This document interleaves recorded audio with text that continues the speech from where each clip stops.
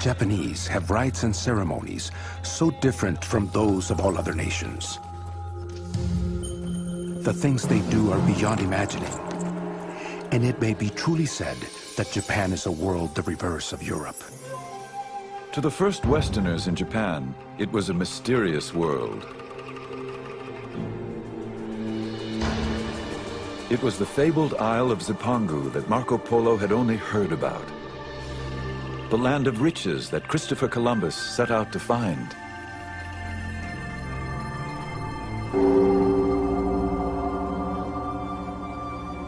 When the Portuguese arrived in Japan in 1543, they encountered a country embroiled in civil war.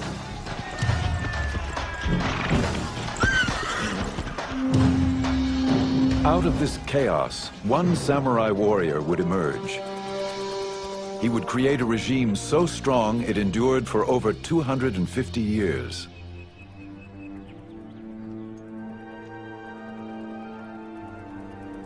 Witnesses to this world, both Western observers and Japanese, wrote of these changing times. Theirs is a story of flowering culture, of poetic ritual, and of rigid power struggles. It is the saga of opening trade with Europe and then closing its doors to the West. These are the memoirs of Japan's secret empire.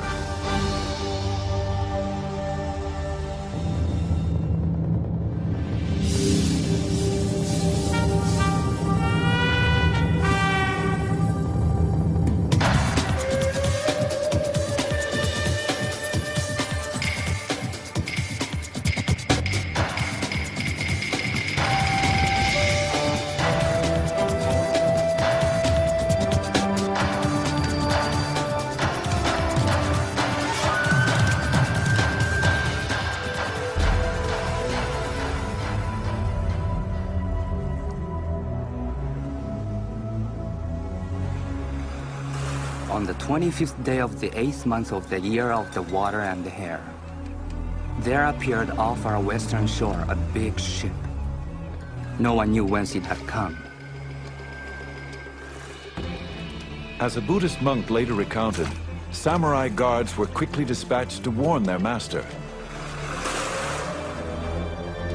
There were strangers on board these ships, unlike anyone the Japanese had ever seen. The local warlord, called a daimyo, summoned these strangers, the first Europeans to ever set foot on Japanese shores. It was the year 1543.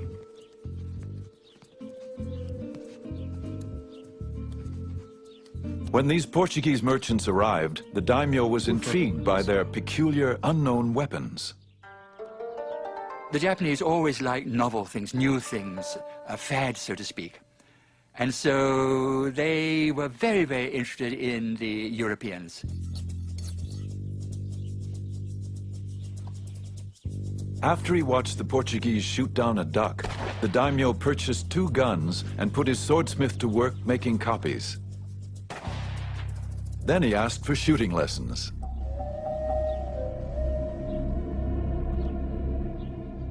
These first Europeans, their guns and their religion, would have unforeseeable consequences.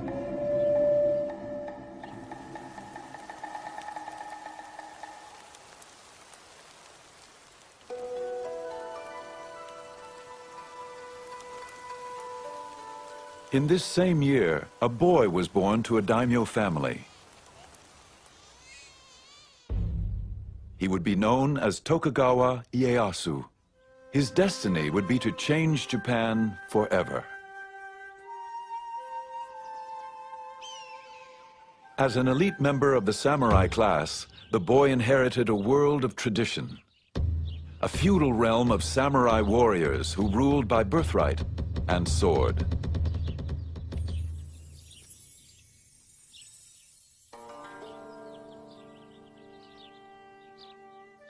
The son of a daimyo lord, Ieyasu would soon have to give up children's games for the politics of war.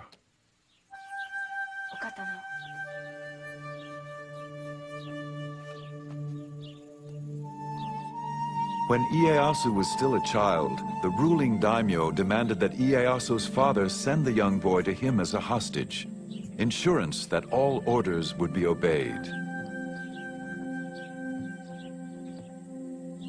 When children were taken as hostages, it did not mean prisoners. This was all part of the political negotiation in which alliances had to be formed because no one trusted no one else. So there had to be a guarantee, and therefore the hostage was used.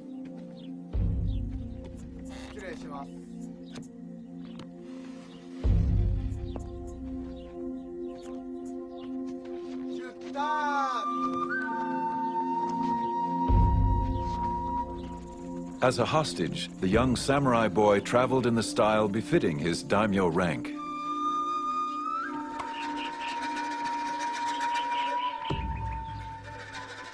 He could not know his destiny, nor could he know that he would never see his father again.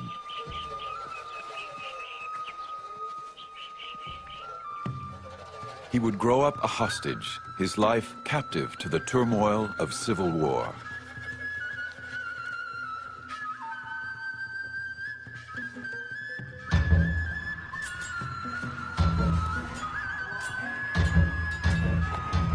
The whole of Japan was involved in wars. Treachery was rampant and nobody trusted his neighbor. They would enter into league with one faction and then desert it for another, as the winds of fortune blew.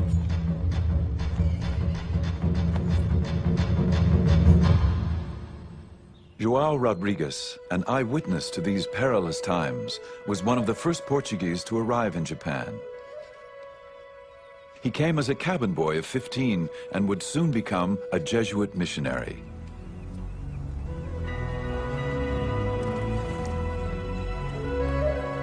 As Portuguese merchants traversed the oceans in search of new ports for trade, Jesuit missionaries accompanied them, searching for souls to save. The Jesuits were young and dedicated, braving the hardships of the dangerous 2-year voyage to reach Japan, a country which they considered ripe for conversion.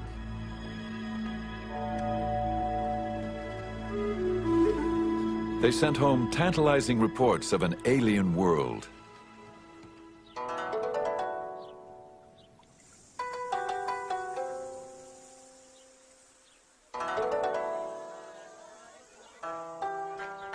Everything is so different and opposite that they are like us in practically nothing. Now, all this would not be surprising if they were like so many barbarians. But what astonishes me is that they behave as very prudent and cultured people in all these matters. This is something which I would not dare to affirm if I had not had so much experience among them. The missionaries thought that the Japanese were such a remarkable race. Their culture was so developed that it was worthwhile writing back to Europe about the culture which they found, the language the Japanese spoke, and a very complex political system without any influence from Christianity, without any influence from Europe. And so I think this is a thing which one should bear in mind, that this was the first time Europeans dealt with Asians on equal terms and not as conquerors and conquered people. Their way of writing is very different from ours because they write from the top of the page down to the bottom. I asked a Japanese why they did not write in our way, and he asked me why we did not write in their way. He explained that as a head of a man is at the top and his feet are at the bottom, so too a man should write from top to bottom. During his more than 30 years in Japan, João Rodrigues became so fluent in Japanese, he became known as the interpreter. His work allowed him to observe all levels of society, from the highest daimyo warlords to the lowest Japanese farmer. Every class of person, noble or humble, uses a fan throughout the whole kingdom. People who have business matters and other things which they wish to remember write them down on their fans. They are always carrying these fans about in their hands, opening them, shutting them, and looking at them. Nobody would go out into the street without one.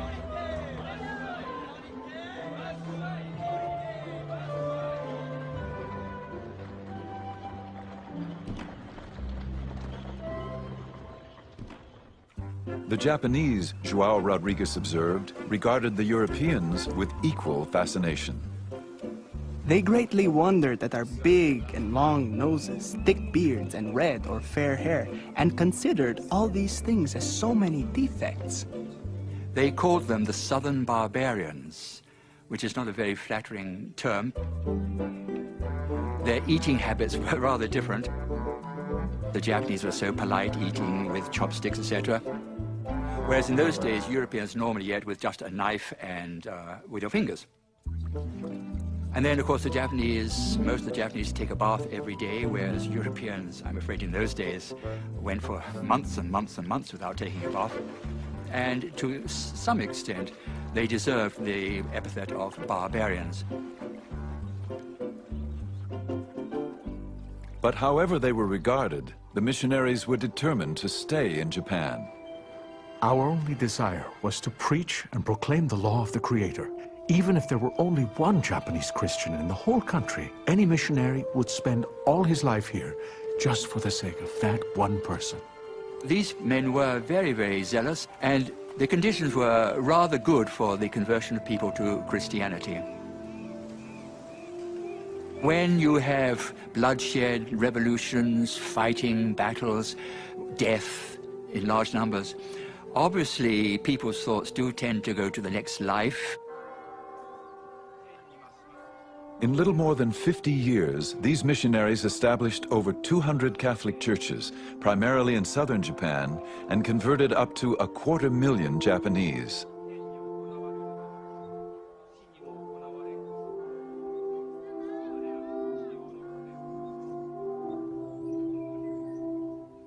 When a Japanese lord or Japanese daimyo changed his religion, he would bring pressure on his people because he had absolute power of life and death on the people below him. And so you got, in a relatively short period of time, large-scale conversions. But there was another factor, that some of the daimyo, when they became Christian, they had certain considerations of commerce in the back of their mind, because where the missionaries went, the Portuguese merchants went. And the Portuguese merchants offered very profitable trade vis-à-vis Japanese.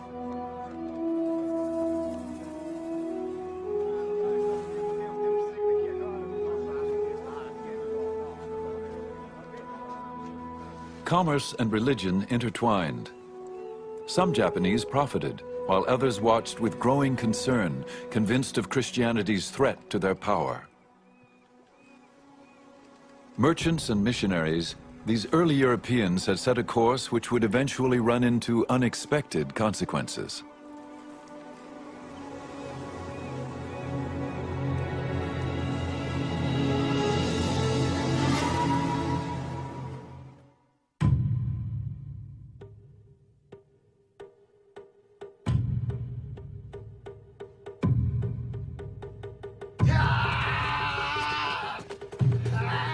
To endure the rigors of never-ending training, to remain clear-minded in the face of grave danger, to face death matter-of-factly, this is the art of kendo, the way of the sword.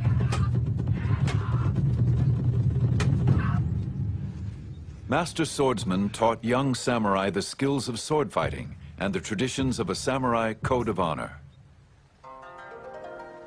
This was the education the young Ieyasu would receive, even as a hostage. When you took a hostage in a certain class, they were usually treated very cordially, and they were given education just as they would be given at home. He probably had a very stoic, Spartan kind of education, taught military skills, martial arts, and Chinese classics, Japanese classics. The entire life of Ieyasu was that of patience and forbearance, people say. .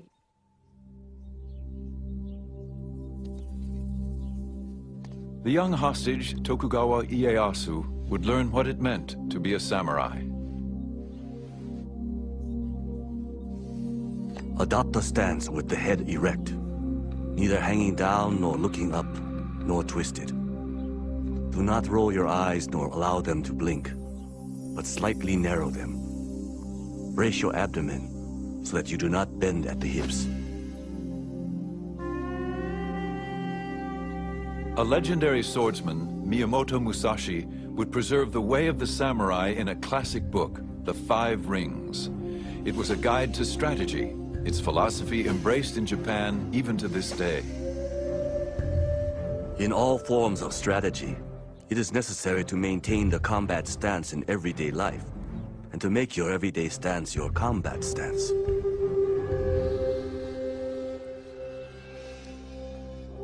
At age 15, Ieyasu entered manhood and earned the right to carry the two swords of the samurai.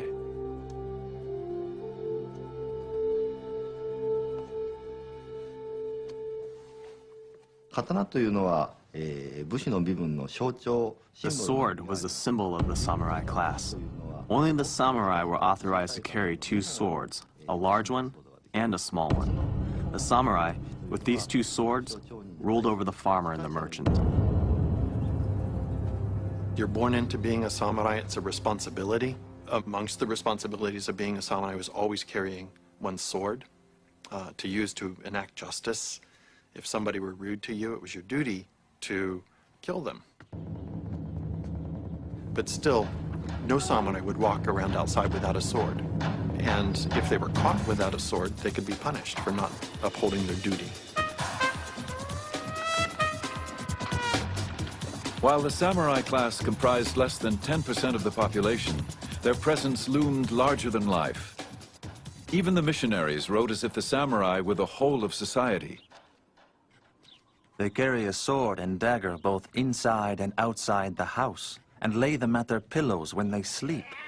Never in my life have I met people who rely so much on their arms. They are very warlike, and are always involved in wars, and thus the ablest man becomes their greatest lord.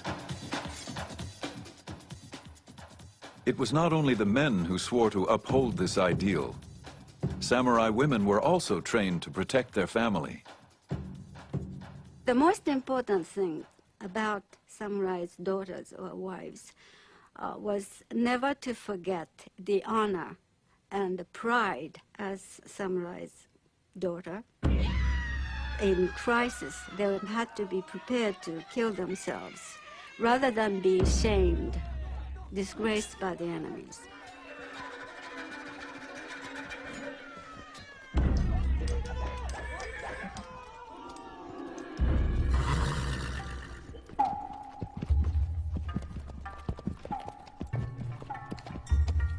The samurai defended his home and family, but his true glory came on the battlefield, defending his lord against enemies.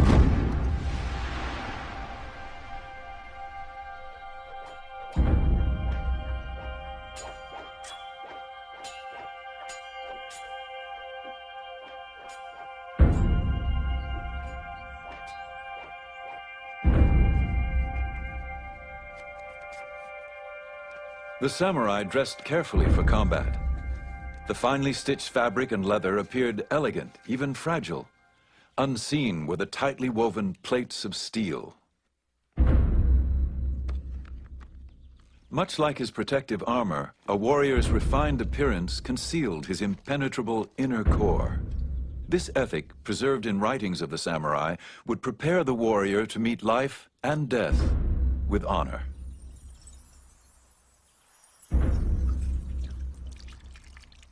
A samurai would wash himself with cold water every morning, scent the shaven top of his head and hair with incense to make himself presentable.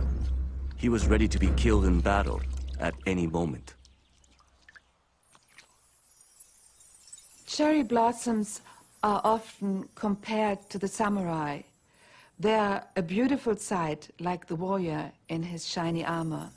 But it takes only one big storm for the petals to fall to the ground, just like the warrior in battle.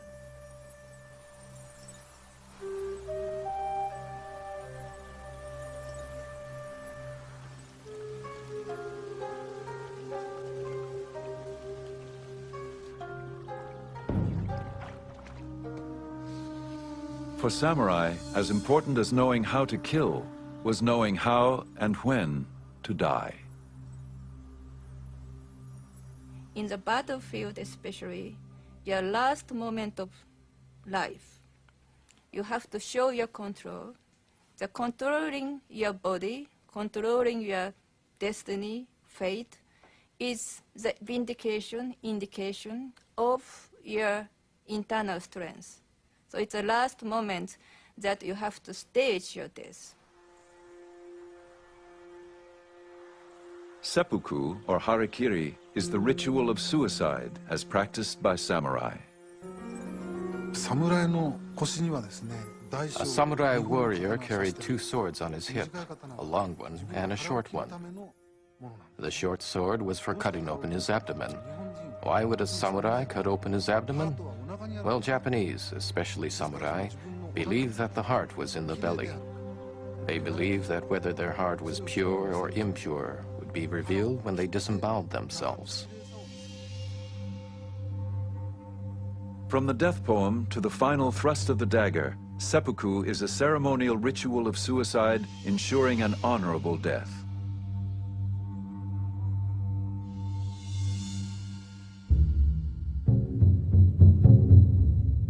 João Rodrigues wrote of a man who committed the ritual of seppuku.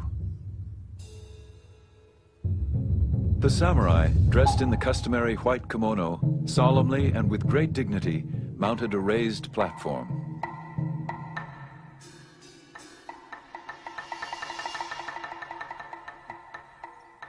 Then, in a loud voice, he told them to watch him carefully as he cut himself open.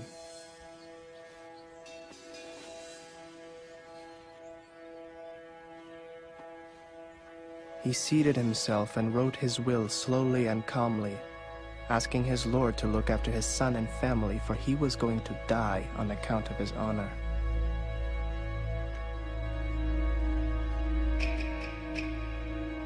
He bade farewell, and then in front of them all, he fearlessly cut his belly. And so he died. This sort of thing often happens.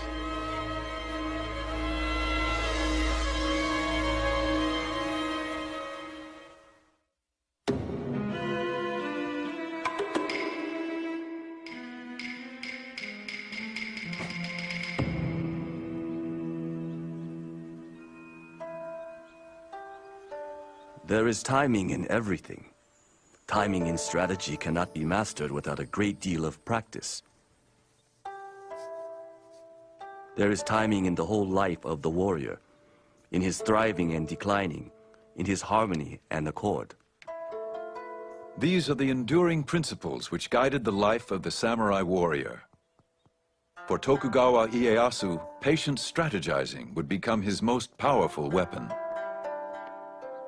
He was now of age, 18 years old and married with 2 children, but he was still a hostage of the ruling daimyo warlord.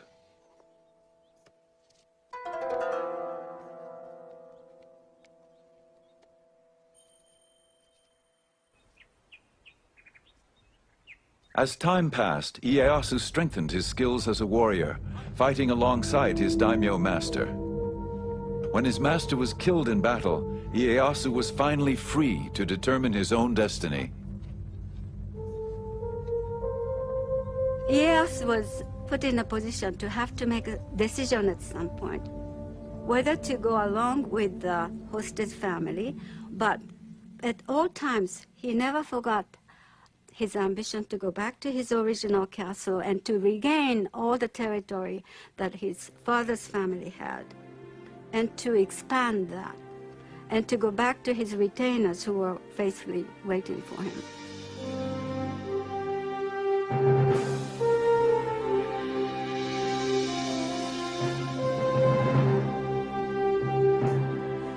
Ieyasu reclaimed his title as an independent lord, a daimyo.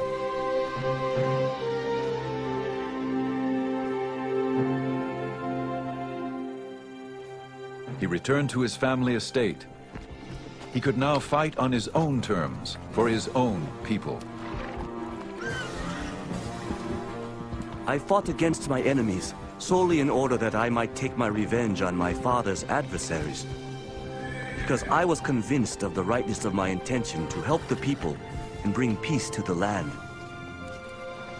The years of captivity had honed his discipline. According to his samurai training, he now carefully plotted his strategy.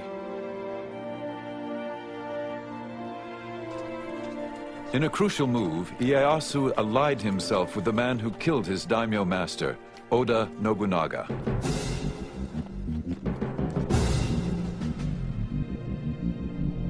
Nobunaga had become the most powerful warlord in Japan, feared and ruthless. The missionary João Rodrigues documented Nobunaga's campaign to unify Japan. Nobunaga was the first to begin cutting through the thick forest of wars and discord in Japan. He subdued about half the country, and fear of him made the remaining part ready to obey him in anything.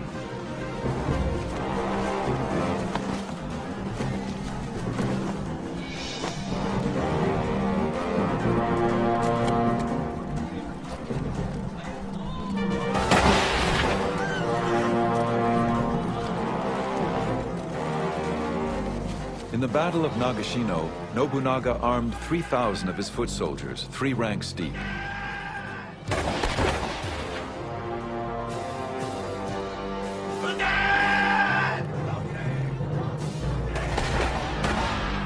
As 10,000 enemy warriors charged, Nobunaga's musketeers fired in succession, decimating the opposing army.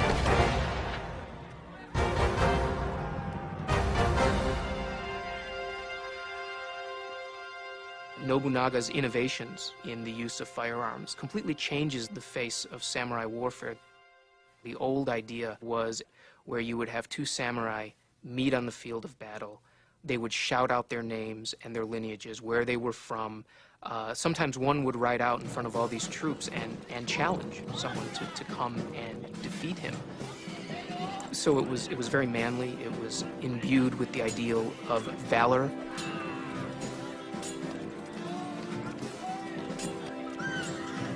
Now you have faceless ranks of samurai shooting other faceless ranks of samurai. Nobunaga continued to amass power until one night treachery within his inner circle caught him off guard.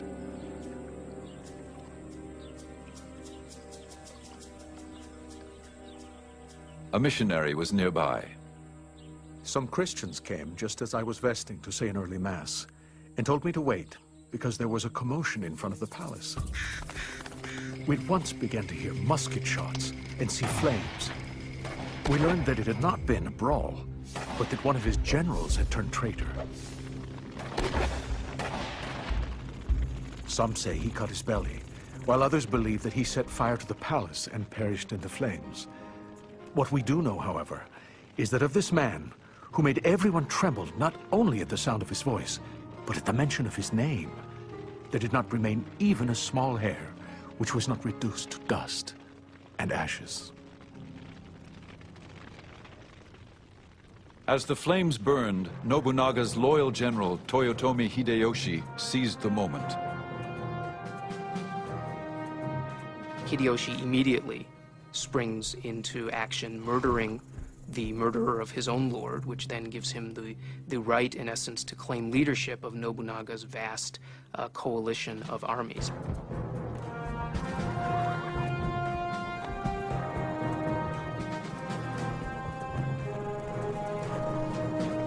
Ieyasu watched from a distance. Would he subordinate himself to Hideyoshi's command? Or was it time to fight for control?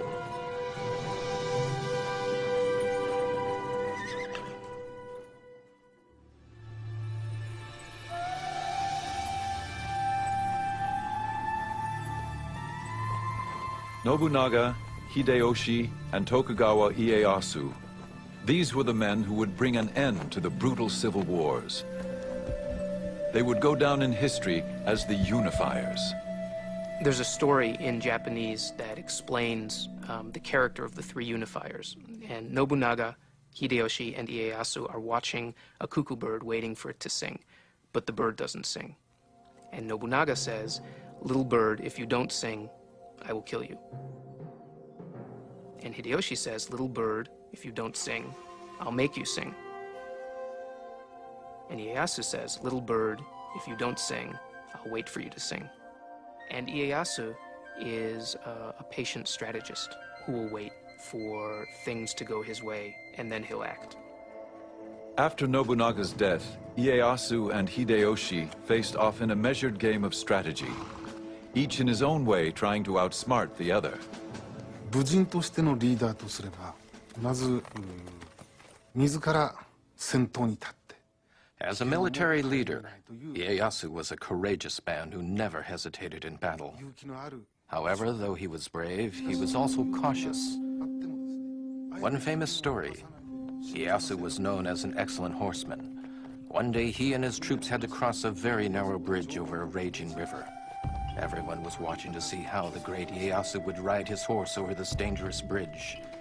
To his men's surprise, Ieyasu dismounted, took the horse's reins in his hands, and carefully led the horse over the bridge to the other side of the river.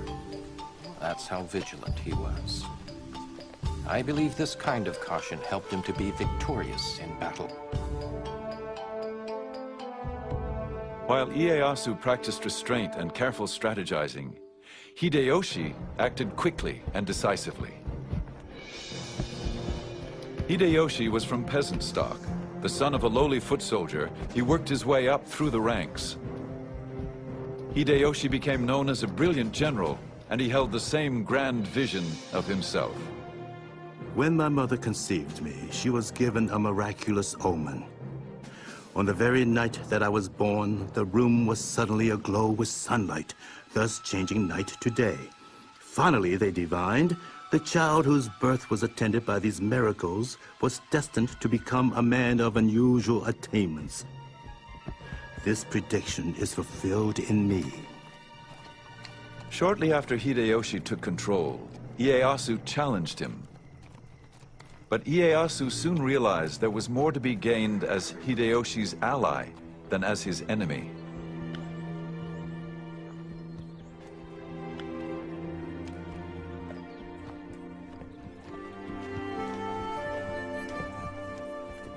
Hideyoshi rewarded Ieyasu for his loyalty with a vast domain of land and ordered him to make his headquarters in the remote fishing village of Edo, 300 miles east of Hideyoshi's castle in Osaka.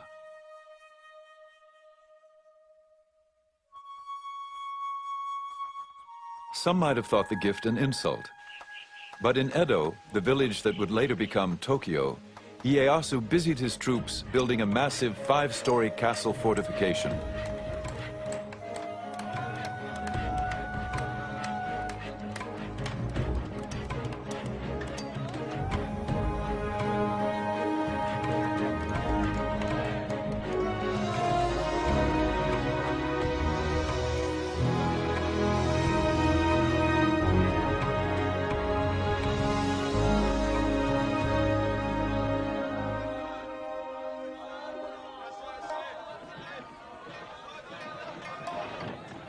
Within the walls of the city of Osaka, Hideyoshi was consumed with fortifying his own castle. Reputed to be the most impregnable fortress of its time, it was also one of the most ostentatious. Osaka Castle had a strategic location, close to the Emperor's palace in nearby Kyoto. For centuries, the emperor had remained a ruler in name only, ignored by those who truly held power. He whiled away his days with court gossip, calligraphy, and poetry. By Ieyasu's time, the court is still powerless, but it is only the court which can appoint the shogun. So, in the ultimate symbolic sense, the court is still the arbiter of final resort. That's why all the warlords are aiming for Kyoto. You have to get the emperor to recognize that you're the most powerful of all of the combatants on the field of battle.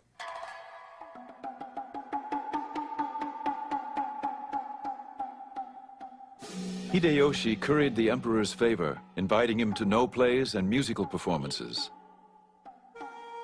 But the emperor would not grant this warrior of peasant stock the title of shogun.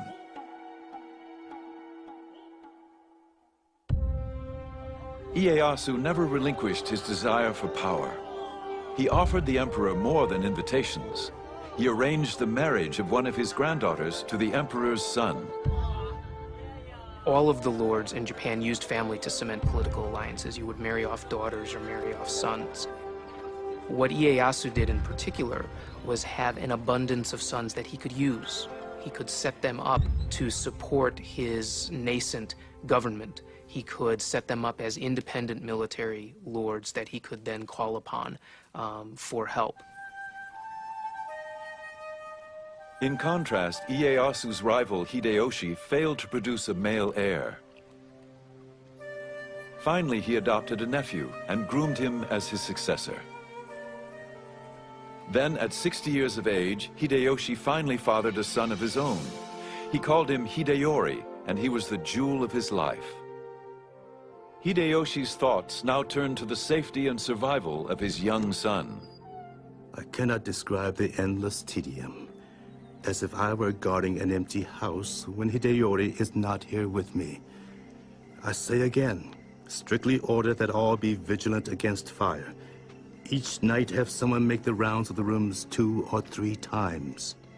As Hideyoshi obsessed over his own son, his adopted son, now an adult, was in peril. It's clear that by the end of his life, Hideyoshi was acting more and more erratically. He became increasingly cruel, if not sadistic.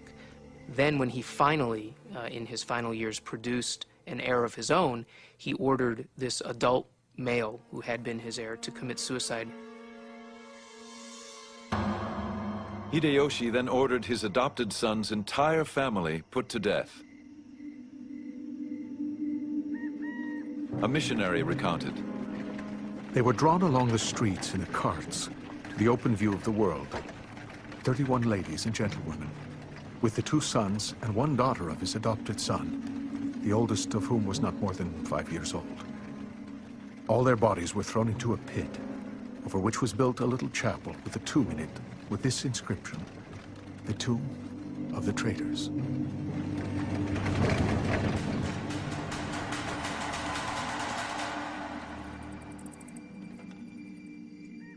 Soon after, Hideyoshi's health began to fail.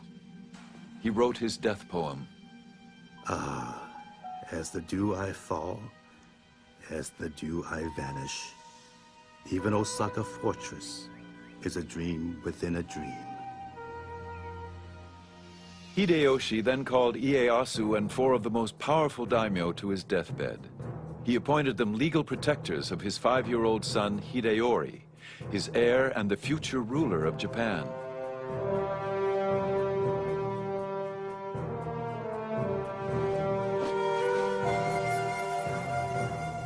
Ieyasu pledged to protect the boy with his own life, a pledge that would become very difficult to keep.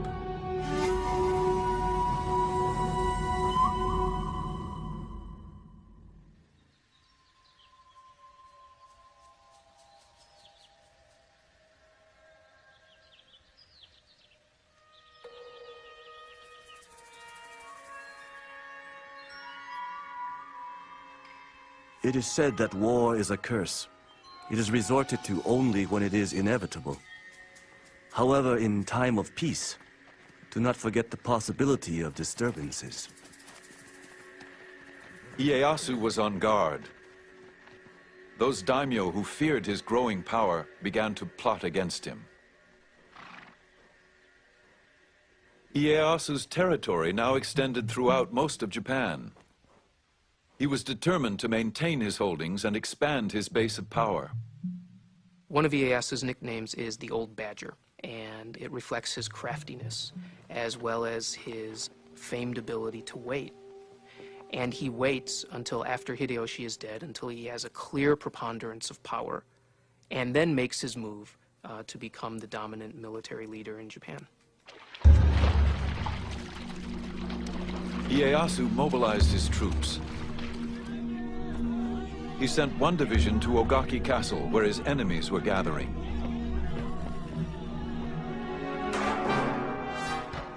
When the battle began, women and children rushed to safety. Ieyasu sent a large force to lay siege to the castle, and they fought day and night. One of the young girls at the castle later told her family of the terrifying experience. Mothers, concubines, and daughters all stayed in the tower and cast bullets.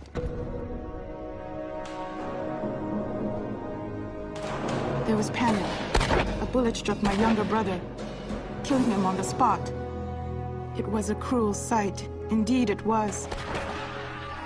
We felt as if we should die. There was nothing but fear and horror left. As the battle wore on, heads of slain warriors were brought to the castle to be prepared for the ritual presentation to the victor. It was believed that even in death, the samurai should be viewed as a worthy opponent. Those people who were in the castle would wash the heads, and they would put some cosmetics on the face of the dead corpses because they were proof of having killed someone important. That was part of a very small part of what they did, which is inconceivable to, us modern people, modern women. All the decapitated heads were brought into the tower. We weren't a bit afraid of the heads and used to sleep in the midst of the nasty smell of bloody heads.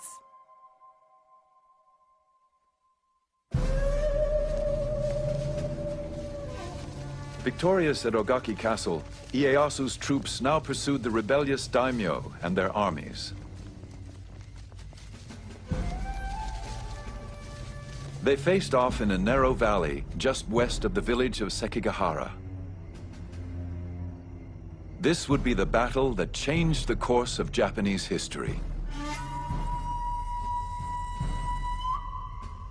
Ieyasu set up his command post atop a hill overlooking the valley, waiting through the night for the rest of his armies to arrive. At dawn, Ieyasu's attendant physician hastily noted in his journal, "Slight rain. Dense fog in the mountain valley. Can't see.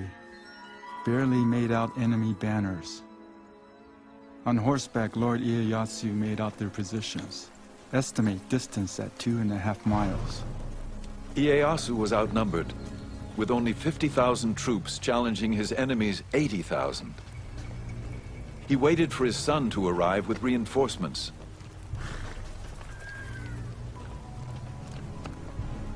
But at 8 in the morning, the fog suddenly lifted, and the two opposing armies found themselves within striking distance. Ieyasu could wait no more. Rallying his troops, it was said he sent them forward with his famous battle cry. There are only two ways to come back from the battlefield. With the head of an enemy, or without your own.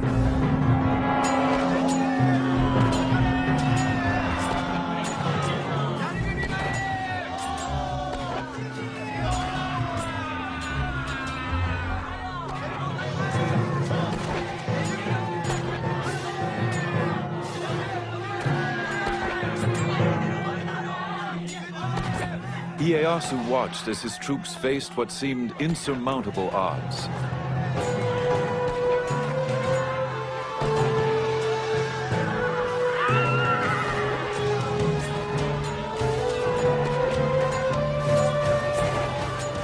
Then, suddenly, the tide turned. Several enemy daimyo and their armies, convinced of Ieyasu's ultimate victory, defected and joined Ieyasu's forces. By 2 p.m., Ieyasu's troops had defeated the rebellious army.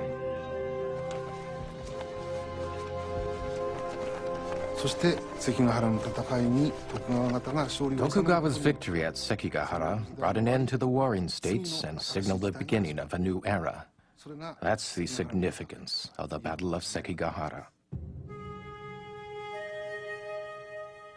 In recognition of Ieyasu's power, the emperor awarded him the title of Shogun, the barbarian subduing generalissimo. Tokugawa Ieyasu now had the authority to rule Japan in all military matters.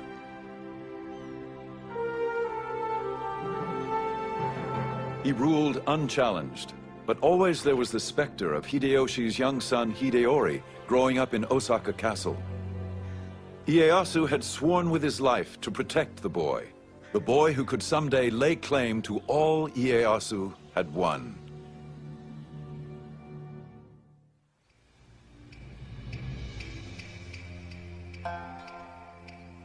As the young boy Hideori approached manhood, a daimyo warned, "Although he is Hideyoshi's heir, Ieyasu would never let him rule Japan. Sooner or later, some ambitious character will foment rebellion in his name. And even if Hideyori knows nothing about it, he will be blamed and forced to commit suicide to the grief of Hideyoshi's ghost." Now, the Tokugawas had no divine right to rule Japan. They ruled Japan because they were the most powerful, they had the most money, they had the most soldiers, but they had no divine right. And there were many other powerful daimyo, especially in the West, the Christian daimyo. And so if there were any philosophy, any political movement that would bring these daimyo together as a coalition against the Tokugawa family, that was very dangerous. Tokugawa Ieyasu tolerated no dissent. He expelled many of the foreign missionaries, including João Rodrigues. Ieyasu wanted to clear the board of all these foreign influences which were just muddying the waters, making life more complicated. He even ordered all Christian activity among the Japanese halted. But still he faced the only true threat to his power, the young Hideori. By the time he reaches adulthood, Hideori can no longer be ignored by Ieyasu. He's a threat simply because he exists. He is the legitimate heir of Hideyoshi. Ieyasu is supposed to be supporting him until he becomes an adult, and he poses an intrinsic threat to the legitimacy of the Tokugawa shogunate. Ieyasu came to but one conclusion. He could no longer honor his pledge to a dead ally to protect his son. Ieyasu decided to go into battle once more. It was obviously going to be another showdown. And the many samurai, in their thousands, and these were hard-bitten warriors, they still owed loyalty to Hideyoshi's family. And of course they owed just as much loyalty to his son. So they gathered in Osaka Castle. And Osaka Castle was a very strong castle. It was considered impregnable.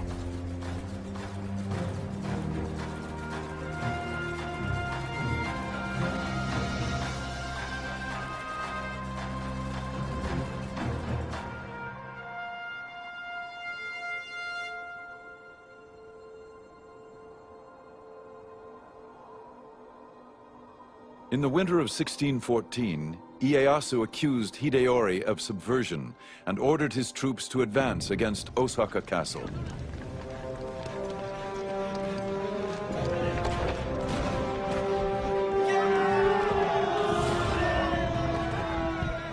Hideori's supporters, nearly 100,000, held strong.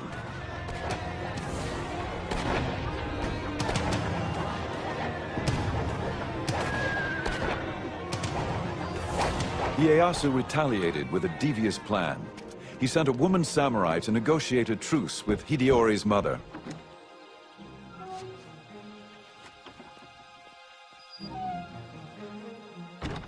Ieyasu offered a safe haven for Hideori's garrison if in return he agreed not to mount further rebellion against Ieyasu's rule.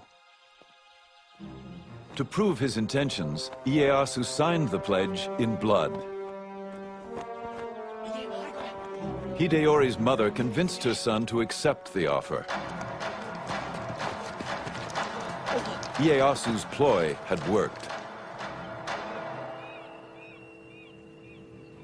As soon as the fighting stopped, Ieyasu began to fill in the moats of Osaka Castle, the deep moats.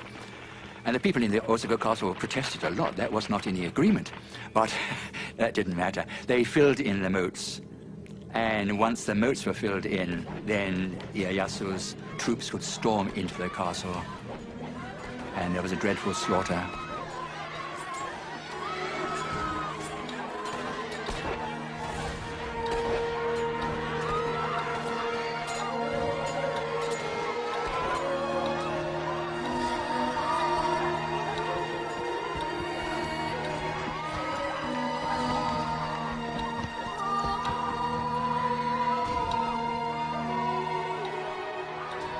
Thousands of defeated soldiers, women, and children fled the castle compound.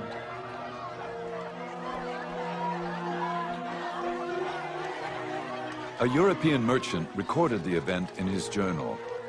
We had news today that Ieyasu hath taken the fortress of Osaka and overthrown the forces of Hideyori. They say that taking of this fortress hath cost about 100,000 lives, and that no dead man of account is found with his head on, but all cut off. Ieyasu's army set the castle on fire.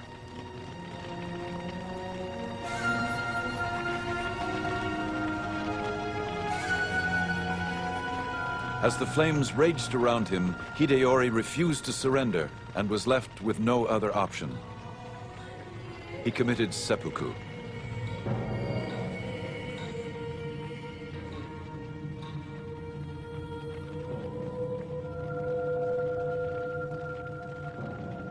There's one big problem with killing Hideyori, however, and that's that Ieyasu was supposed to be his supporter. I mean, it's a very realistic, cold-blooded strategy, but he wanted to establish a dynasty that would last through the ages. There is reason to believe that Ieyasu genuinely regretted having to kill the son of his former lord. Ieyasu is said to have paid penance by writing the name of the Buddha 10,000 times on scrolls of parchment.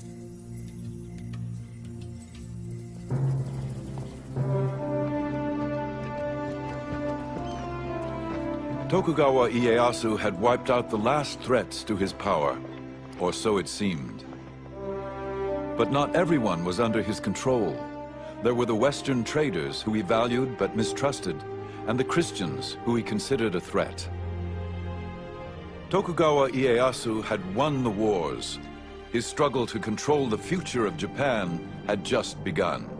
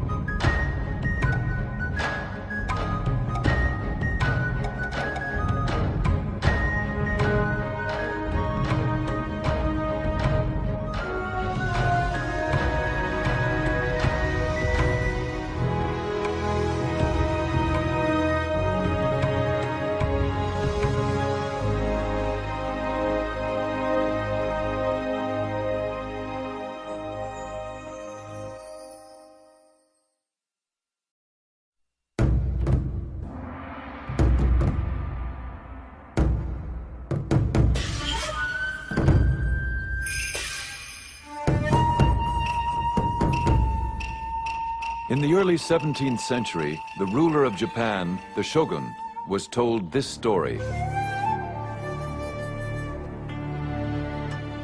One day, the king of the Portuguese said to his council, "Far to the east lies a country called Japan, and it abounds in gold and silver. Why should not that land be added to my domains? The best way to make ourselves masters of the land is by means of our religion, and then send in the army."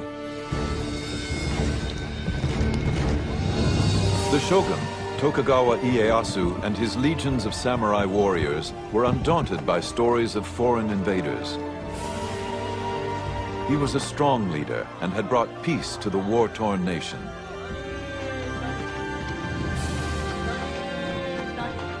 Yet foreign dangers and internal unrest remained a threat. As Japan deferred to the will of the shogun, eyewitnesses wrote of these remarkable times. These are their memoirs of Japan's secret empire.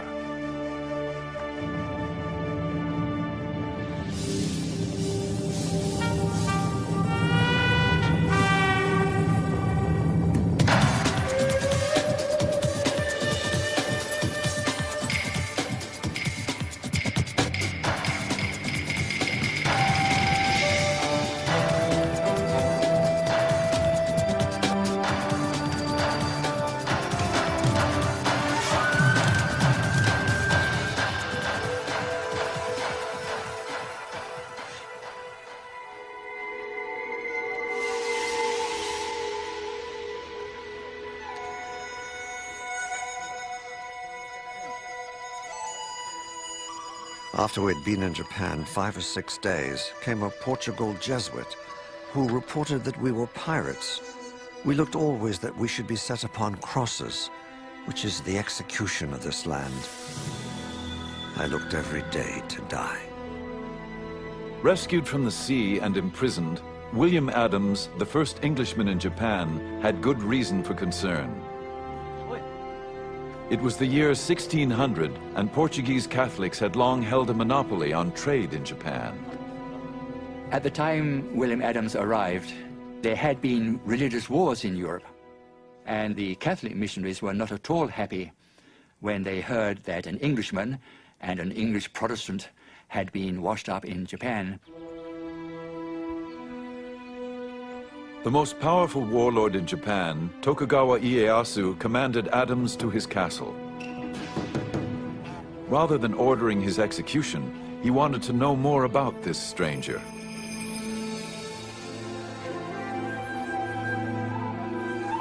The summons was highly unusual, as only the highest-ranking officials were ever received by the great man himself.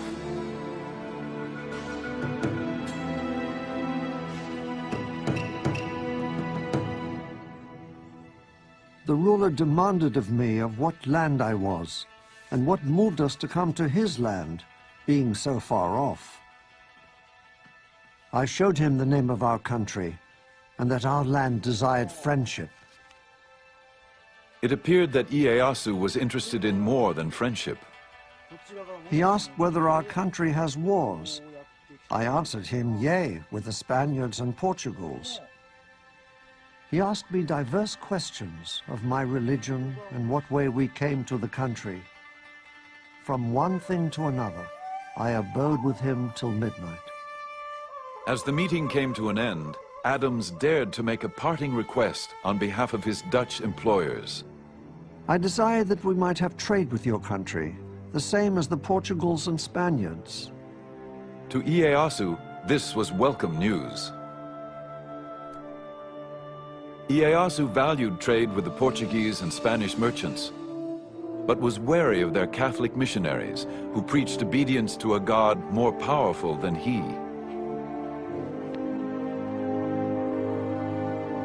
To avoid those he considered a threat to his own authority, Ieyasu wanted his own fleet of trading ships. Adams had the skills he needed.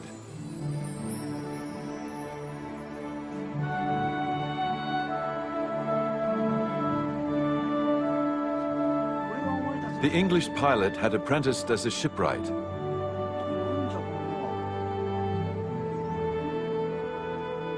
Ieyasu asked him to build 2 ships capable of navigating the open seas. I answered that I was no carpenter and had no knowledge thereof. Well, do your endeavor, saith he. If it be not good, it is no matter.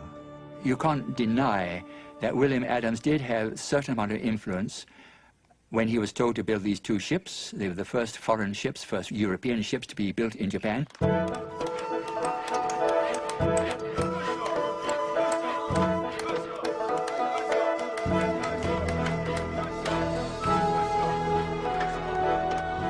They were built with Japanese workers, of course, under his supervision.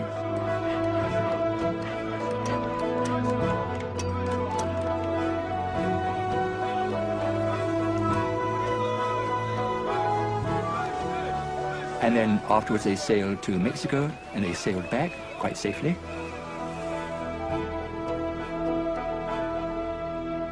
Ieyasu now had the leverage he desired.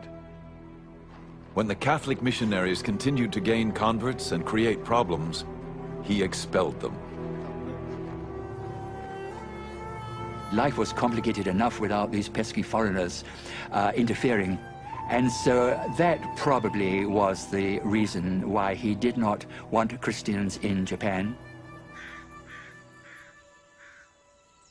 Ieyasu replaced his Catholic interpreter with William Adams, who had been quick to learn Japanese. He was a Protestant, of course. Ieyasu knew that he had no interest in helping the missionaries, and so he was rather a valuable man to have around. Ieyasu still wanted to trade with the West, but on his own terms. Adams convinced Ieyasu that the Protestants did not want to convert his people. Ieyasu soon made him his commercial agent, and Adams negotiated especially favorable terms for the growing Dutch East India Company. The Hollanders be now settled, and I have got them trading privileges as the Spaniards and Portugals could never get in their 50 years in Japan.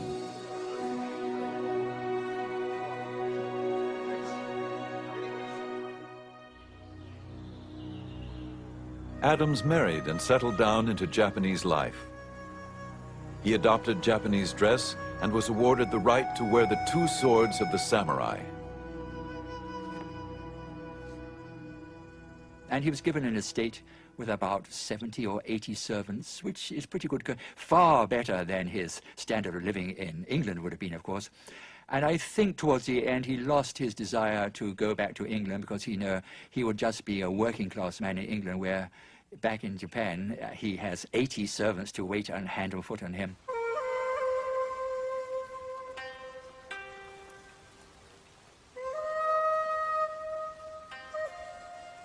It was possible that Adams visited Ieyasu at his tea house for intimate conversation away from the politics of the court. The tea ceremony was much admired by a Western observer. The guests open the gate, walk along the path through the wood up to the tea house, quietly contemplating everything they see. They remove their fans and daggers and deposit them in a kind of cupboard placed there outside for that purpose. If Adams and Ieyasu had private political discussions, the tea house was also a retreat where they could replenish their souls. This gathering for tea and conversation is not intended for lengthy talk, but rather to contemplate within their souls, with all peace and modesty, the things that they see there, and thus, through their own efforts, to understand the mysteries locked therein.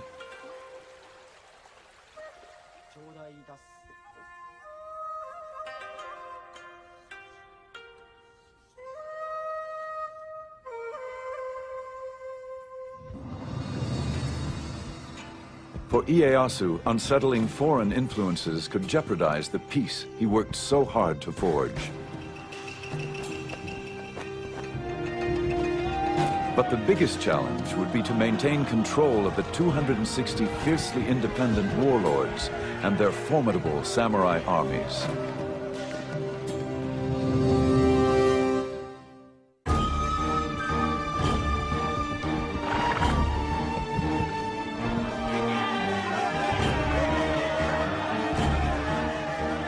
Tokugawa Ieyasu became shogun in 1603 and united Japan after generations of civil war. All of the great lords had been fighting for a century. They were tired of fighting. They wanted to secure their own positions.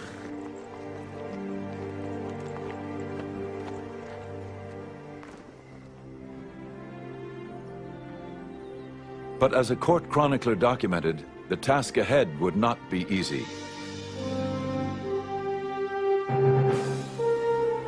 Although he had conquered the country on horseback, being a man of wisdom, he fully appreciated the impossibility of governing the country on horseback.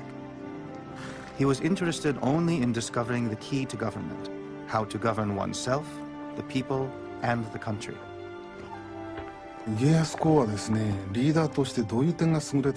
made Ieyasu superior as a leader was that he surrounded himself with capable people who believed in him. There's a story about a low-ranking samurai who asked to meet with him. Ieyasu listened attentively. After the man left, a higher-ranking lord said to Ieyasu, "What a waste of your time." Ieyasu replied, "It took great courage for that man to approach me. If I didn't listen, he would never come again." Peace would not be secured by leadership alone. Ieyasu had to curb the power of the daimyo, the feudal lords. These lords are building enormous territorial, centralized domains. What the feudal lords are trying to do is essentially control everything and everybody within their territories. They control all the fighting men, they control all the peasants, they control all the resources. Ieyasu allowed the daimyo to rule their own domains, but he prohibited them from doing anything that might enhance their power or status relative to each other. In Tokugawa, Japan, a daimyo was restricted to only one castle, and to enlarge it, he had to receive permission. A new ship? Ask the shogun. Arrange a new alliance through marriage. Only if the shogun approved. Ieyasu would maintain the peace through this ordered control, and it extended through all levels of society. The Japan that Ieyasu fashioned was built on the ancient teachings of Confucianism. Obey the traditions of hierarchy and respect authority. A Japan in keeping with the samurai traditions. It was a rigid society with lots of rules and regulations. Everybody must know their place in society and stick to it. That was the theory. Didn't always work out in practice, of course, but that at least was the theory. All samurai were members of the elite class, whether he be a daimyo warlord or a lowly foot soldier. Next in line were the farmers, then the artisans. At the very bottom were the tradesmen, considered the parasites of society.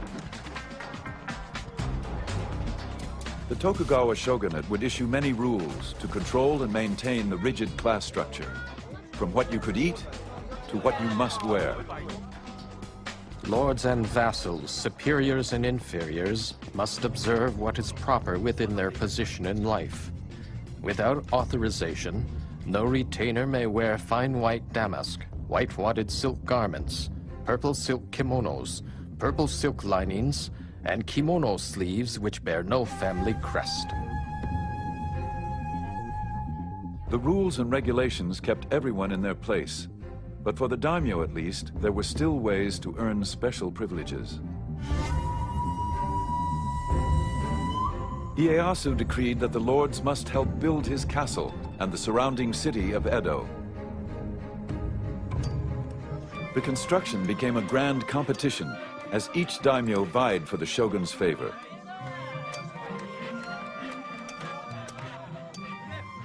Soon they transformed the small castle and backwater village of Edo into a magnificent domain.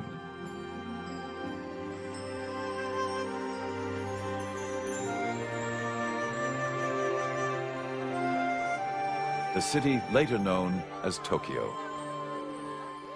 The streets are far broader, longer and straighter than the streets of Spain. They are kept so clean that you may well think that nobody ever walks along them. The emerging splendors of Edo were recorded by Rodrigo de Vivero y Velasco, the governor of the Philippines, who had been shipwrecked off the coast of Japan. He spent several months in the capital as a guest of the shogun. What makes this man interesting is that he wrote a report about Japan after he left Japan. And he was a very discerning man. He saw various aspects of Japanese life which other people had not seen. The people live in particular streets according to their trade and station. One street, for example, is reserved for carpenters. In other streets, there are cobblers, blacksmiths, tailors, and traders. The nobles and people of quality live in the streets and districts quite different from the rest of the town, and no commoner or person of the lower classes mixes with them. Those daimyo who had gained most favor lived closest to the castle and were granted more audiences with the great ruler himself. While Vivero y Velasco was in the castle being received in audience by Ieyasu, he saw a powerful daimyo come into the castle to pay homage to Ieyasu.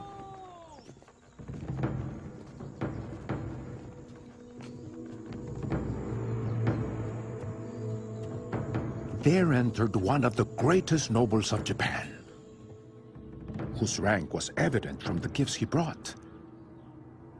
Bars of silver and gold, silk robes.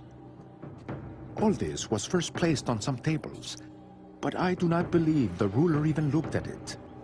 100 paces from the throne, the daimyo prostrated himself, bowing his head so low that it looked as if he wanted to kiss the ground. Nobody said a word to him, nor did he raise his eyes towards the ruler. And then finally somebody clapped, end of audience. Not a word had been said, end of audience, and he goes out backwards on his knees. And Rodrigo Velasco was very much impressed by what he had seen, because he realized the power Ieyasu had. Here was a powerful daimyo who had power of life and death in his own region, but when he comes to pay tribute to the shogun, what a lowly position he adopts. The great ruler had realized his vision. All of Japan was under his control. At 72, he was still remarkably vigorous. Then, on one of his regular hawking expeditions, he fell seriously ill.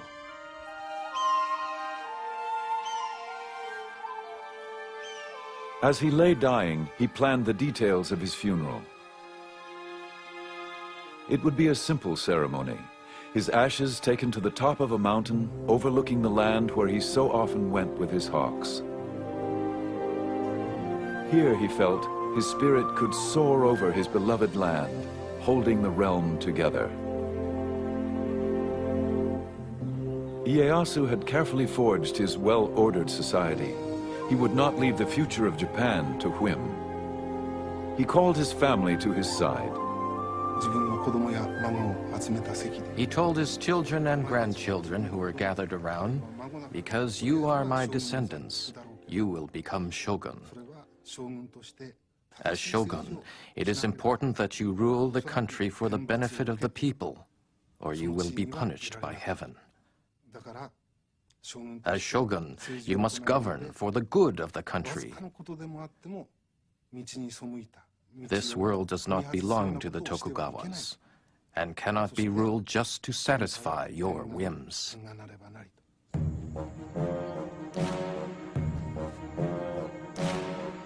Among the family members was a young grandson, destined to become shogun. The child, Iemitsu, would grow up determined to carry on in the footsteps of his famous grandfather.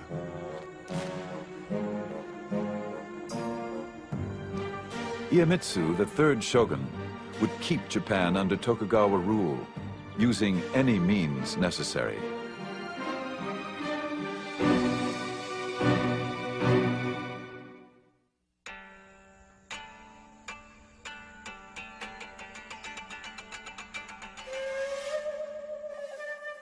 The third Tokugawa shogun, Iemitsu, worshipped his late grandfather.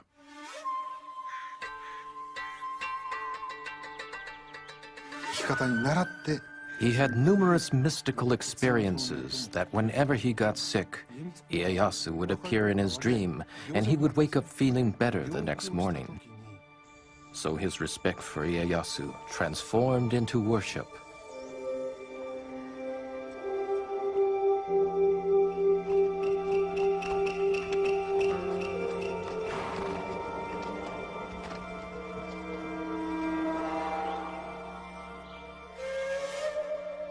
Iemitsu always carried a charm containing a piece of paper saying, "To live according to the way his grandfather would have lived."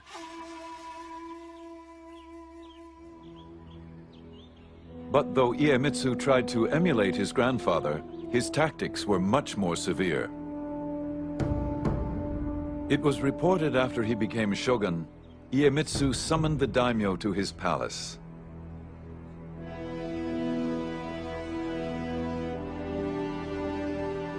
The lords waited all day in the cold without food or shelter. They began to fear for their lives.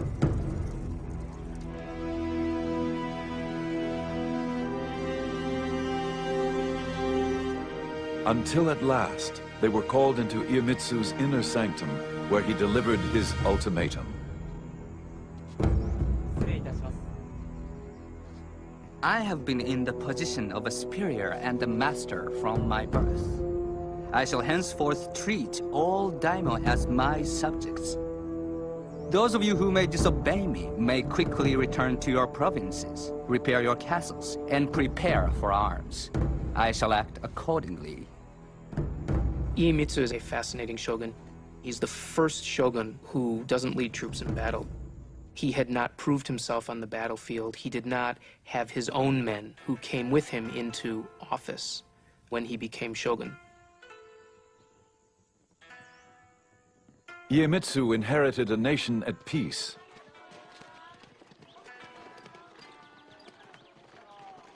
Yet he would rule with an iron hand.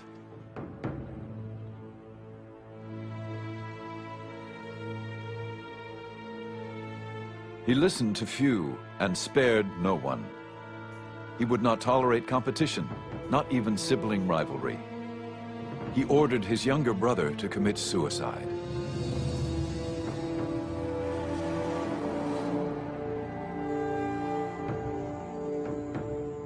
The Tokugawa shogunate under his rule acts much more capriciously towards lords that disobey their orders or flout any of the rules and regulations which bound them. A European merchant who once tutored Iemitsu observed the shogun's court. No one dares to attempt any opposition to the will of the shogun. Whatever injustice the shogun may commit, or into whatever extravagance of excesses he may plunge, they praise or approve of all. But ruling by fear alone could also breed revolt. Iemitsu had to keep the daimyo lords' allegiance, all 260 of them.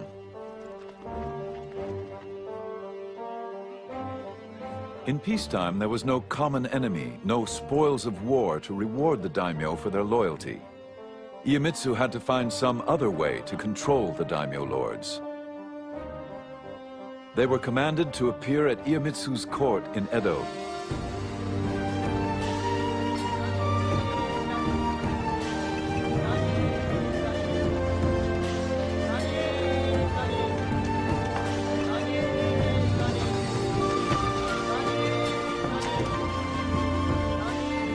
And they did not journey alone, as witnessed by a German traveler. The bodyguards and bearers put on a swaggering gait when they pass.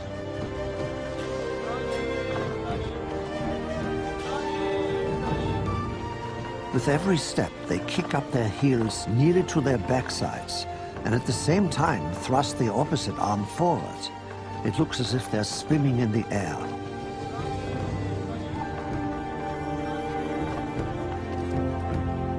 These elaborate processions, often numbered in the thousands, they were part of a system known as alternate attendance. The alternate attendance system had been evolving over the decades. of Tokugawa rule. And primarily what it meant is that great lords had to spend part of the year in Edo and part of the year back in their domains. They had to travel back and forth according to strictly set schedules, while their wives and children had to spend all their time in Edo. This was the single greatest administrative control on the outer lords during the Tokugawa shogunate.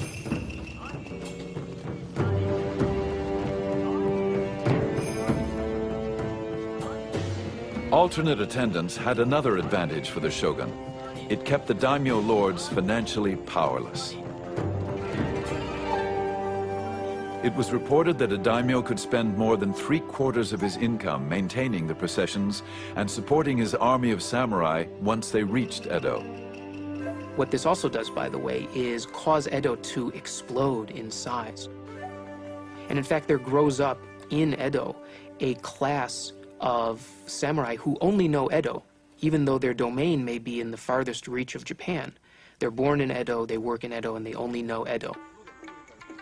For the samurai warrior, life in peacetime Edo was the catalyst that changed the very nature of their existence.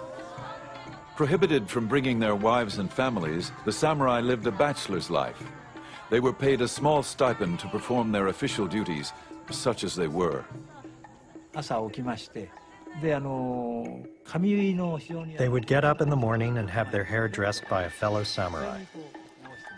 Then they would go to work on the grounds of the lord's estate. This they would do once every 4 or 5 days. These samurai would work only in the morning and then go home for lunch. At around 2 o'clock in the afternoon, they would go out on the town. It was a life that the once proud warrior could never have imagined. Edo was becoming a city of samurai whose job description was rapidly changing from soldier to bureaucrat. The life of a samurai, they aren't allowed to work. They're given enough money to live on. And mostly what they do is they spend every day at the house of a friend drinking and talking and studying and doing tea and reading books of old war tales and imagining what it would have been like to live in the 1500s. Life in 17th century Japan did not include the hazards of war. Yet peace brought its own perils. Rules and regulations were strict, and the penalties could be severe for any who dared disobey.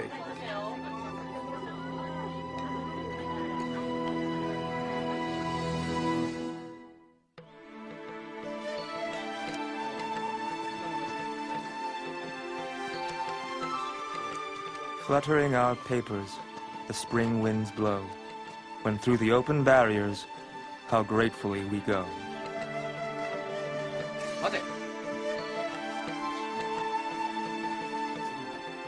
Five government highways led to the shogun's capital of Edo, all with inspection barriers to enforce Iemitsu's laws.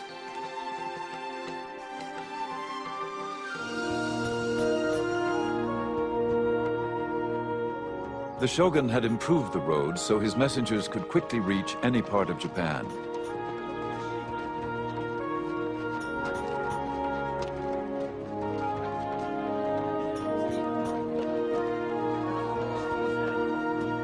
These roads also made it easier for the daimyo and their samurai warriors to travel to Edo.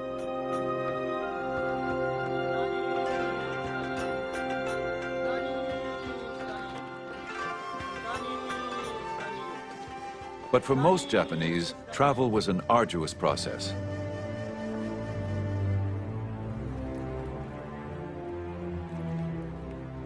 A multitude of rules and regulations monitored who came in and who went out of the city of Edo.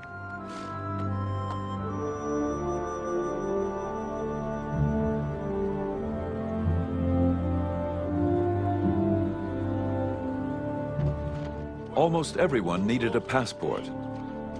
The few exceptions included itinerant performers who proved their identity by showing off their talent, or sumo wrestlers whose girth was ample proof of their profession.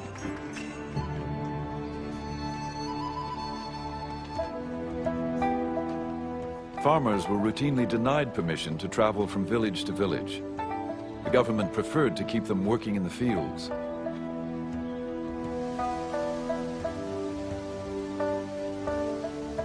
Those without the proper papers often tried to avoid the inspection posts by slipping by on side roads.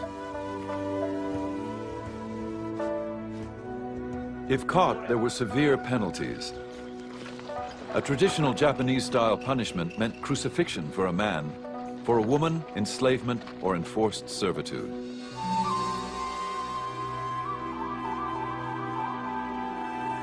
With so many laws and restrictions, one never knew when the shogun's edicts might actually be enforced. Sort of like a theater of punishment to try to scare people into behaving. Some ruler might decide that morals are going to hell in a handbasket and suddenly grab one person and punish them severely.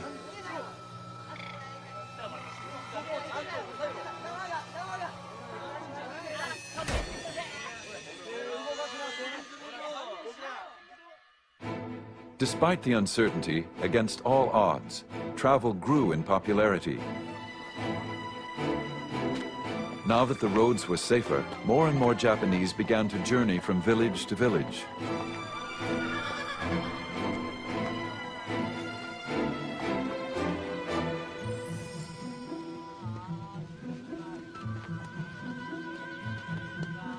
The most traveled road was the Tokaido, which ran for 300 miles from Kyoto to Edo. 53 rest stops dotted the highway. And so these post towns along the 5 great roads of Japan grew up to be very substantial towns themselves.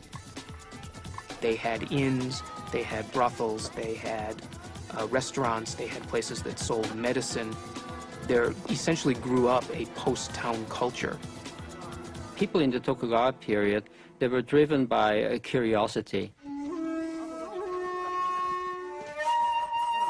People were beginning to think about Japan as a nation.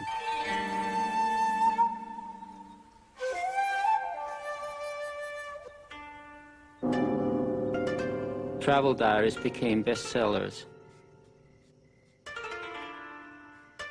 Inoue Tsujo was a young samurai woman writer who kept a diary as she traveled the Tokaido Road. A mountain range rises above the clouds, and splashing water gashes over the rocks, making an ear-splitting noise. On the way up, we feel that we are being knocked down backwards, and on the way down, we feel that we are slipping all the way. Thus, we are often fearful.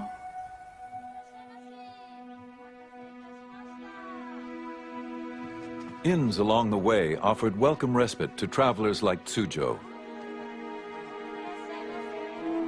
She was on her way to Edo to serve in the residence of a high-ranking samurai.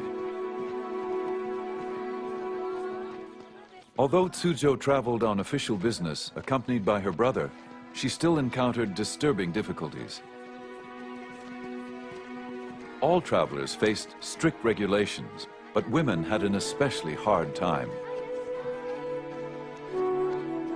It was very difficult for women to travel in the 17th century. Firstly, because they had to get the permission of the household, who usually thought they would be better cleaning and cooking. And women's travel permits were much more elaborate. Many checkpoints wouldn't permit women to pass because women had to have a thorough inspection, they were body searched, and many checkpoints didn't have female officers to conduct that body search.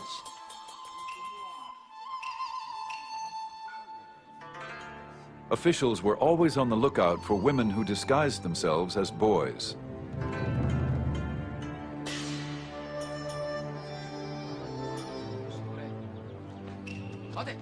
When Tsujo arrived at the barrier station, she was ordered to appear before an older woman guard.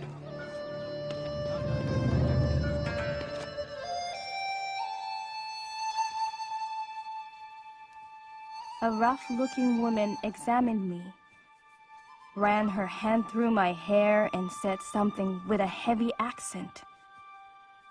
It was very unpleasant, but I had no choice. I was afraid of what she might do.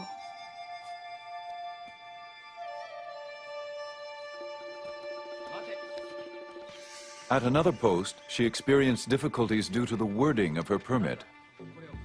When I presented my official document at the barrier, they refused my passage. Because in the permit, I was only identified as a woman, rather than a young woman with long open sleeves.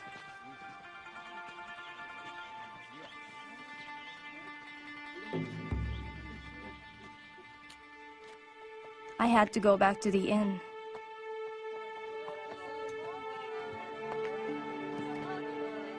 I was heartbroken. Tsujo worried if she would be allowed to continue her journey. It was a sleepless night as she wrote in her diary.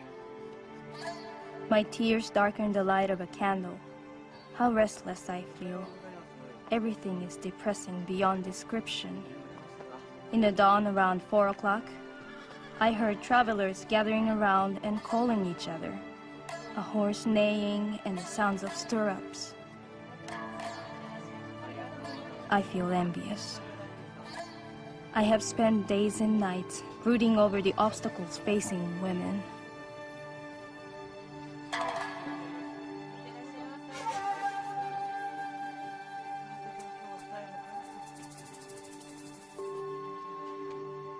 Tsujo's plight was not uncommon.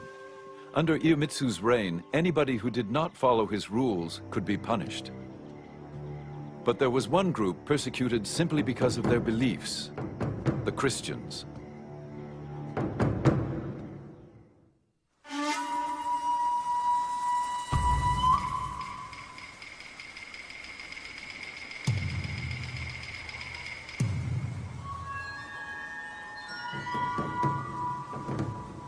The shogun Iemitsu offered rewards for the arrest of any Japanese who preached or practiced the Christian faith.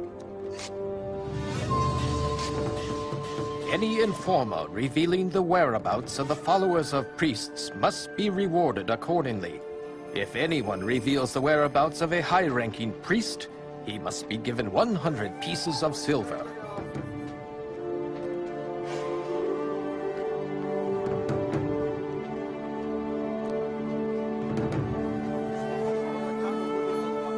One has to bear in mind in this period of Japanese history that there was repression and that the Tokugawa authorities, the shogun, wanted to keep Japanese society as it was. And that did lead some people to believe that Christianity was subversive and was upsetting the social framework, the social pattern of Japan. By Iemitsu's time, all foreign missionaries had been deported. But the converts they left behind, the Japanese Christians, remained devout.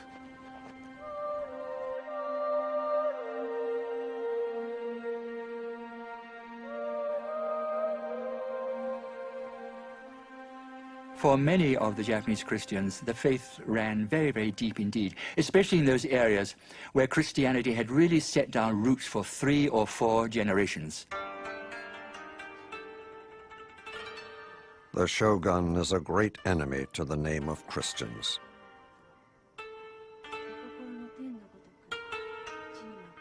A European merchant observed the growing persecutions.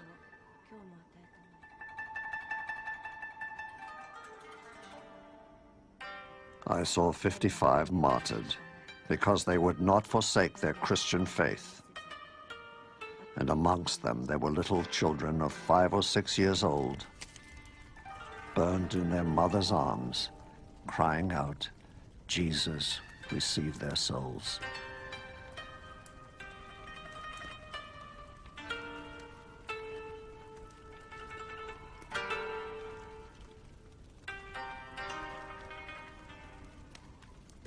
I would say the third shogun, Iemitsu, I think became morbidly pathologically fearful of Christianity. They thought that this was a threat to our power. They put out all the plugs, so to speak, to eradicate Christianity. Christianity was said to be evil, a wicked religion, subversive religion. And so that is why they took such extreme steps to eliminate the religion. Despite the persecutions, Christianity had struck a chord amongst many disaffected Japanese. They grew defiant, even willing to be martyred for their beliefs. I am a Japanese and Jesuit brother.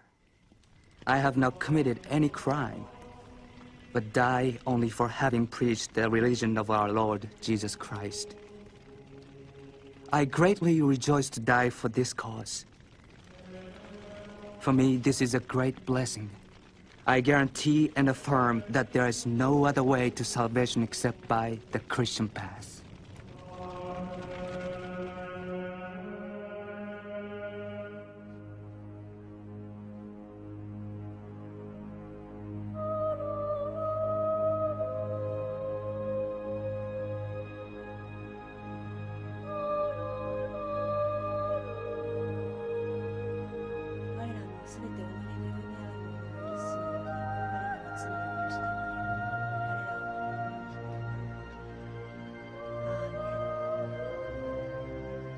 Iemitsu was increasingly disturbed by the Christian situation, especially in the south, where a large number lived.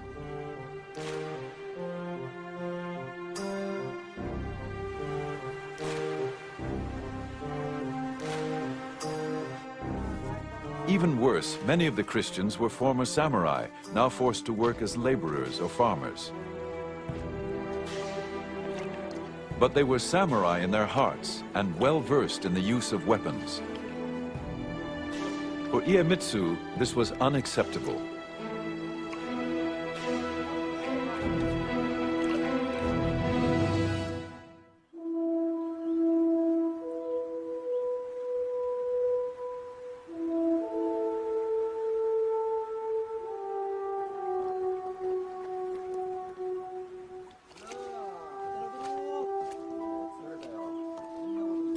The shogun's iron hand extended to every detail of a peasant's life.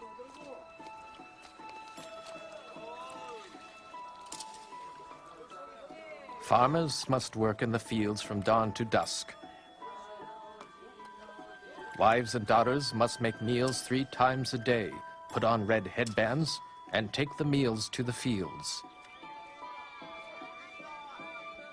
Once men are home after dusk, sisters-in-law and female cousins must put the chapped feet of the man on the stomach of his wife and massage them.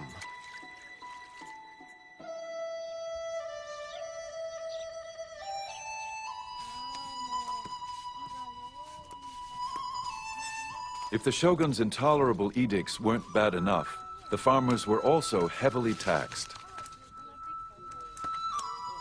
There were taxes on windows and shelves, a head tax on each newborn child, and a whole tax to bury the dead. The farmers were taxed in rice, the currency of the day.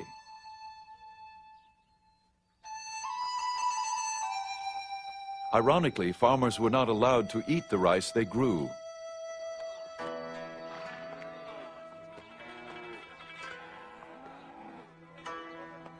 These taxes were collected by the daimyo to finance their elaborate processions to Edo,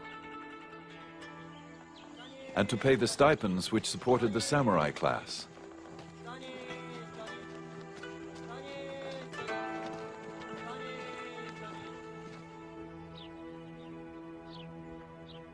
The farmers were in dire straits, as a Japanese writer lamented. Year by year, the farmers grew more exhausted. How could they sustain life itself under those circumstances?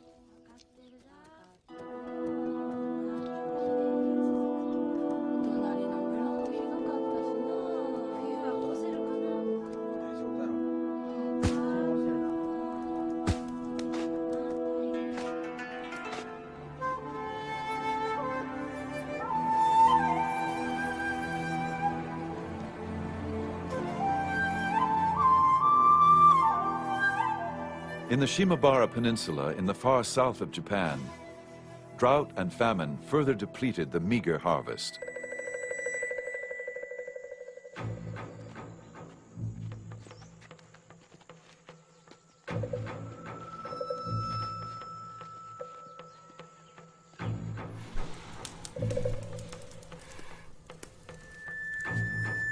those who could not pay the taxes were punished severely. In mid-December 1637, a single event ignited the long smoldering fuse.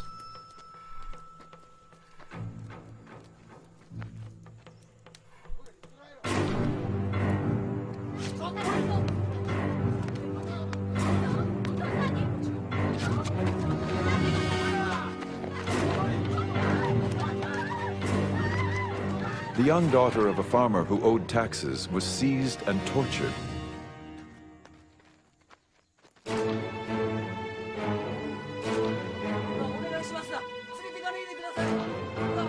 Furious with grief, the father and his friends killed the local governor, and the whole village, samurai, peasants, and Christians, rose in revolt.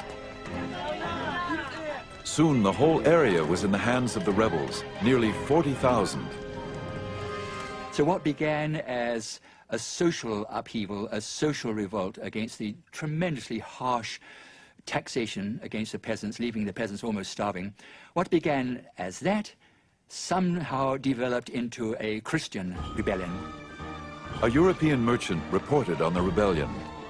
A few days after the outbreak, the Christians joined the farmers. They cry out throughout the whole country that the time had now come to revenge the innocent blood of so many Christians and priests, and that they are prepared to die for their faith.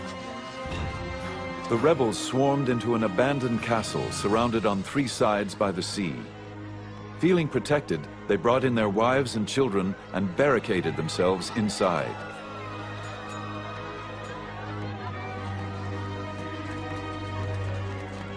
This was very upsetting. The peasants, who were the lowest of the low, the poor people, they had no right to rebel. And not only have they rebelled and revolted, but they were doing darned well militarily.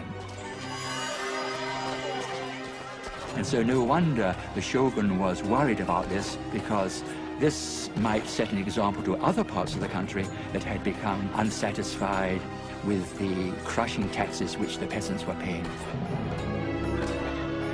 The shogun didn't tolerate dissidents, especially any who looked to Jesus for help. He sent his troops to Shimabara to quell the rebellion.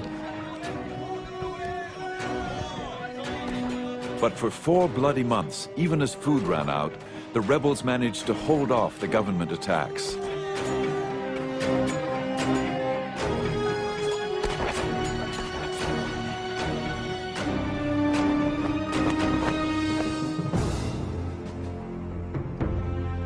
The shogun was so incensed at the continuing rebellion that he asked the Dutch to send a ship with cannons against the besieged castle. The Dutch were reluctant to take part in this campaign, but nevertheless they desperately wanted to hold on to this toehold which they had in trade with Japan. And so if they didn't obey the order of the shogun, he might well say, well, okay, you can pack up and go home. The shogun ordered the castle set ablaze. Still, the rebels fought back. But in the end, their fate was sealed. And the castle fell finally through starvation, and then followed a dreadful slaughter.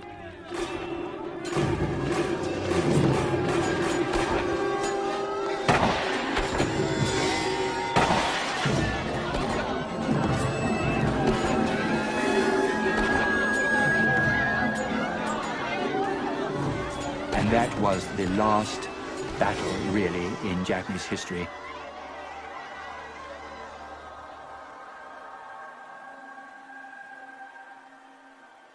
The Shimabara rebellion was the excuse the shogun needed to finally eradicate Christianity from Japan. The shogun decided draconian measures. We will cut off Japan from all Christian influence. Now, how can you do that?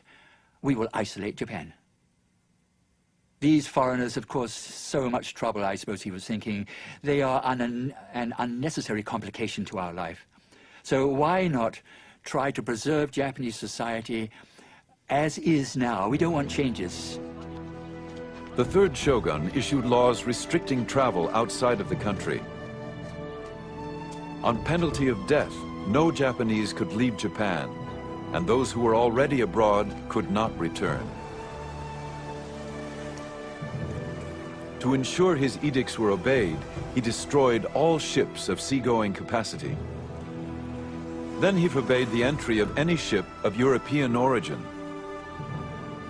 Only the Dutch were allowed to stay and trade, but with severe restrictions. The maritime restrictions are designed to prevent any unauthorized contact with the outside world. They're designed to control trade, and they're designed to prevent Christian missionaries from reaching Japan and being able to proselytize. And they form the bedrock of Tokugawa foreign policy for the life of the shogunate, which is sometimes called the beginning of the isolation of Japan. 2 years later, in defiance of the shogun's ban, an official Portuguese trade delegation arrived in Japan. The shogun showed no mercy and ordered the execution of 57 of those aboard, ambassadors and their crew. He ordered the ship burned. The few survivors were sent back with this warning. A similar penalty will be suffered by all who come to these shores from Portugal, whether they be ambassadors or sailors, whether they come by error or driven by storm. Even more, if the King of Portugal or even the God of the Christians were to come, they would all pay the very same penalty.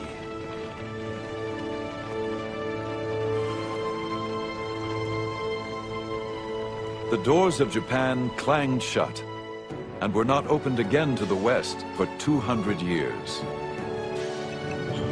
The will of the shogun had prevailed. But many wondered how this isolated empire would survive in a rapidly changing world.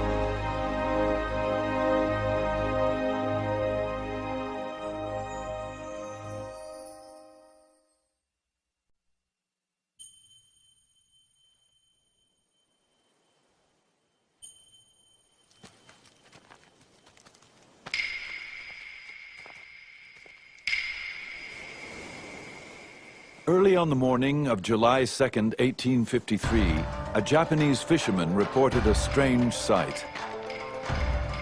I was told there were ships on fire. I ran up the mountain to get a good look. The ships came nearer and nearer, until the shape of them showed us they were not Japanese ships, but foreign. And what we had taken for a conflagration on sea was really the black smoke rising out of their smokestacks. Steamships, like most Western innovations, were unknown in Japan. Now there were 4 in the harbor. The American squadron, armed with cannons and almost 1,000 men, was ready to force its way onto Japanese shores.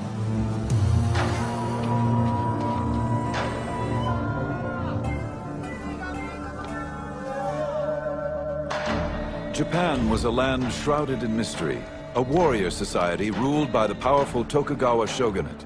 They had successfully kept the West at bay for over 200 years. But now the Western powers demanded entry. Could the samurai nation repel the industrial might of a determined West? These are the memoirs of Japan's secret empire.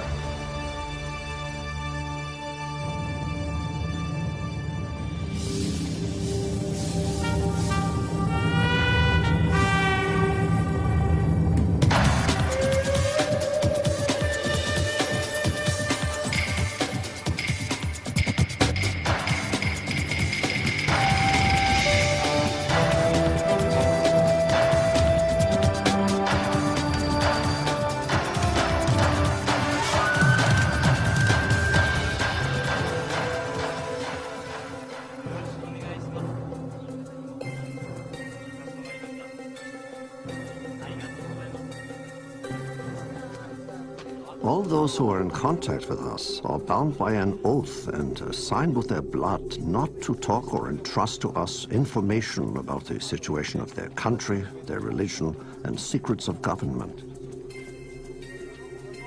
So reported the German doctor Engelbert Kempfer, one of the few Europeans allowed in Japan. It was the year 1690, and the Japanese viewed Westerners as barbarians who threatened their orderly society. The Japanese were determined to keep their doors closed to the West for as long as they could. There was one exception, a small settlement of Dutch traders who agreed to live in confinement on an island in Nagasaki harbor. For over 200 years, this sequestered trading post would be Europe's only window to this impenetrable land.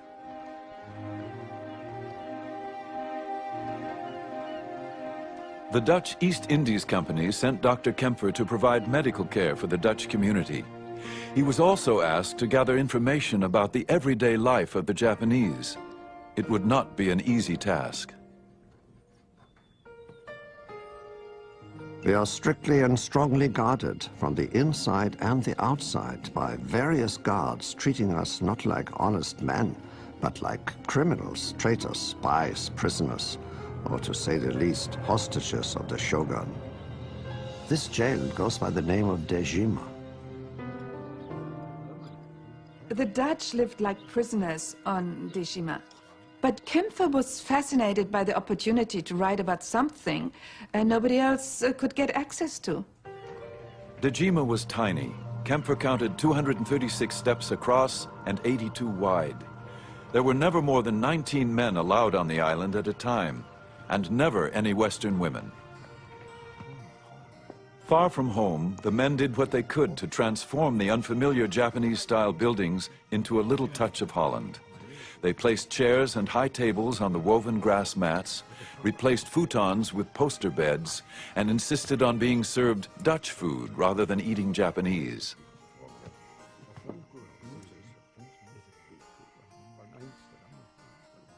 No Japanese, except for prostitutes, were allowed unsupervised contact with the Dutch. Yet, in order to gather information for his reports, Kempfer managed to create a small group of inadvertent Japanese informants. I served them willingly and without charge in my profession with medicines, while cordially serving them European liqueurs. I questioned them about local matters, nature and secular and spiritual topics, with total freedom.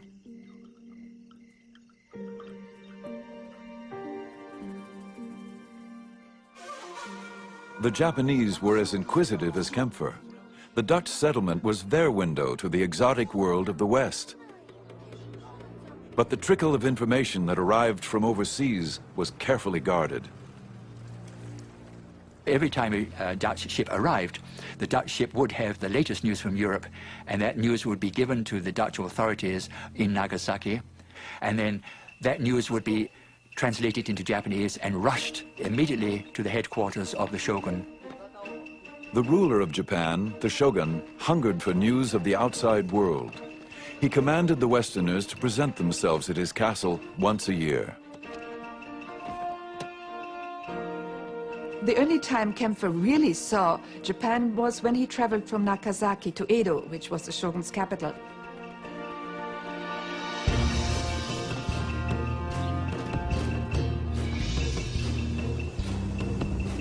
The road trip to Edo gave Kempfer revealing glimpses into the world of the Japanese. He recorded every detail of his month-long trip.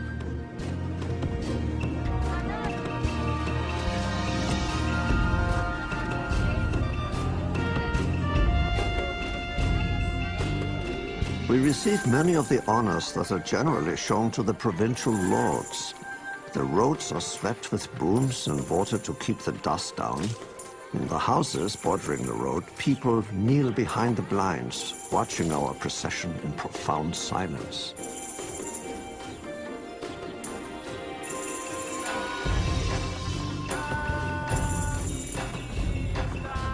An incredible number of people daily use the highways of Japan's provinces. Indeed, at certain times of the year, they are as crowded as the streets of a populous European city. The reason for these crowds is partly that the Japanese travel more often than other people. Kempfer would write about all of the travelers, samurai and their lords called daimyo, merchants and roadside performers, Buddhist monks, and a group of young women who dressed like nuns. They cover their shorn heads with silk hoods and adorn themselves nicely. Each attaches herself to one particular traveler, starts up a rustic tune, and as long as it's to her advantage, she accompanies and amuses him for several hours.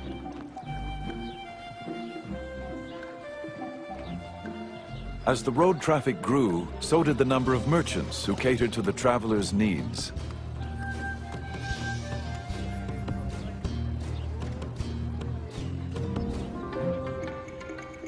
We saw many fine stalls, those of merchants and cloth dealers, medicine dealers, traders in idols, booksellers, glass blowers, pharmacists, and people crying out their wares. There are countless humble inns, roadside food stalls, sake or beer taverns, cake and sweet stalls along our road. Outside tables also have a variety of biscuits of different colors and shapes on display. They are pretty to look at, but are generally so tough that it is difficult to move one's teeth if one attempts to chew them.